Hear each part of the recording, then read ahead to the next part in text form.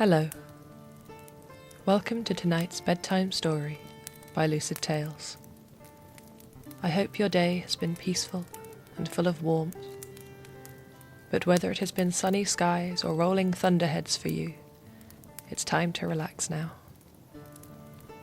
Find somewhere comfortable, maybe your bed or a favourite armchair, and make sure you're ready for sleep. Don't forget to brush your teeth. Take your shoes off if you can, and feel the freedom in your toes, that little loosening that means it's time for bed. Tonight's story is the 12 Dancing Princesses, gathered by the Brothers Grimm. Once upon a time, there was a great king who had 12 beautiful daughters, each one more lovely than the last. It was hard for the king to keep an eye on his many daughters when they had their minds bent to mischief, and so at night he would lock them safely in their room so that he could sleep peacefully. But as the girls grew into beautiful young women, something troubled the king. Every morning when he came to unlock the princess's door, he found the girls sleeping the deep sleep of exhaustion, and 12 pairs of dancing shoes worn out by their beds. He changed the locks, and yet the same thing continued, morning after morning. He set guards outside the window, and yet nothing changed. The more he thought, the more he worried. And finally he sent out a royal proclamation. Whoever could solve the mystery might choose one of his daughters to marry, and become heir to the kingdom. But, should the suitor fail to find the truth after 3 nights, he would lose his head. Many princes came to try. One by one they took their post in the small, comfortable bed outside the princess's room and waited to see who might come. But one by one they fell asleep and saw nothing, and one by one they lost their heads. Until one day, on a road far from the palace, a wounded soldier back from the war made his weary way home with not a penny to his name and only one hard biscuit in his pocket. As he strode down the packed earth of the road, he was greeted by an old woman sat on a stump. "Have you any coin to spare for an old woman?" she asked in her creaking voice like an old door. "I have not, mother," the soldier replied, "but I do have this biscuit. Would you share it with me?" And he drew out the one hard biscuit he had remaining. But as he looked at it, and at the wizened old woman, he felt it was sorely unfair of him to share it with her, to only give her half. After all, he was still young and strong enough to hunt. What chance had she, an old woman alone on the road?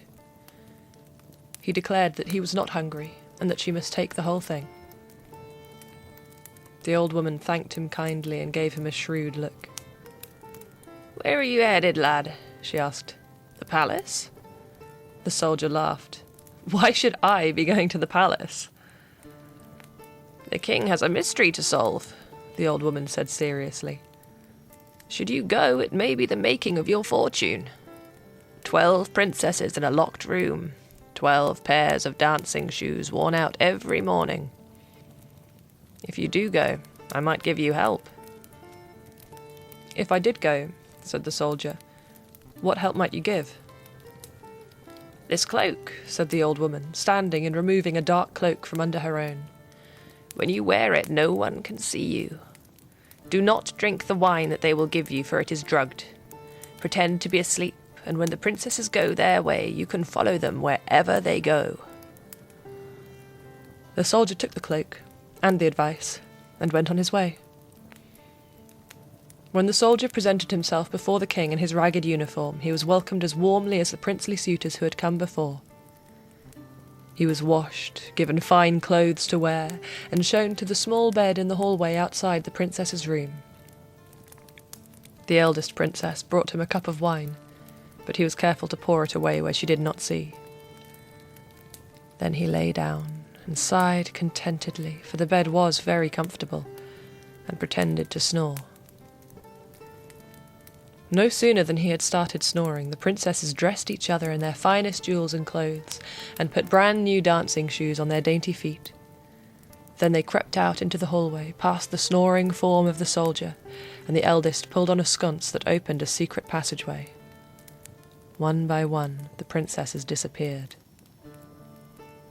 The soldier watched all of this, and just as the youngest princess entered the passageway, he threw on his cloak and slipped through after them. But in his hurry to follow them down the stairs, he stepped on the hem of the youngest skirt, and she cried out, "Oh, who is that? Something caught hold of me!" "Shh!" hushed the eldest. "You snagged it on a splinter. We must hurry." Before long, the soldier was following the princesses through the most marvellous avenue of trees. Marvellous, for every one was grown of silver and gold. The soldier could not resist snapping a twig from the nearest tree as proof. "What was that?" cried the youngest princess, whose sharp ears heard the tiny sound. But again the eldest hushed her. "Come along, our princes are waiting for us." Next they came to another avenue of gorgeous trees, this time with diamond leaves. They sparkled so brightly that the soldier stood transfixed. Then he shook himself, snapped off another twig and ran to keep up. "Oh, I heard something again," hissed the youngest princess. But once again her sister told her to be still. In time, out of the trees arose a beautiful castle, its spiralling towers seeming to soar up out of the earth, its delicate pennants snapping in the breeze. Light and music streamed from its open doors, music so fine and enchanting that the soldier wished he could listen forever. It was then that he knew that it was a home for the fairies, whose music is so enchanting to mortal ears that they can sit and wither away to dust, and yet feel nothing but the joy of hearing it. At the foot of the castle was a lake, where 12 boats awaited the princesses. In each boat there was a handsome elfin prince. As the princesses climbed in, the soldier slipped into the boat with the youngest and prayed she did not stretch out her arms. "The boat is very heavy tonight," the prince remarked, puffing as he pulled at the oars. Once the boats touched land again, the princesses leapt lightly out with their princes and hurried inside, where the ethereal delight of the fairy music swept them away. They danced all night, and the soldier danced too, alone and unseen. By the time the grey pre-dawn was lighting the world, the princesses' shoes were quite worn out. Saying regretful goodbyes to their princes, they hurried back to the palace with the soldier hidden among them. When they reached the avenue of silver and gold, the soldier ran hard to return ahead of the princesses, and by the time they reached the palace, he was once again snoring in his bed. For 2 more nights the soldier followed the princesses to the fairy castle, and on the 3rd night, instead of twigs from the glittering trees, he brought back with him a golden goblet encrusted with jewels. The next morning he was summoned to the king's court. "Well, young man," said the king, "have you found the truth of it?" "I have," the soldier declared, his voice ringing through the high arches of the hall. He told the king about the secret passage, and the shimmering avenues of trees, about the lake and the castle and the dancing princesses. He told them about the enchanting music and begged him to be forgiving of his daughters, for how could they resist such unearthly temptations?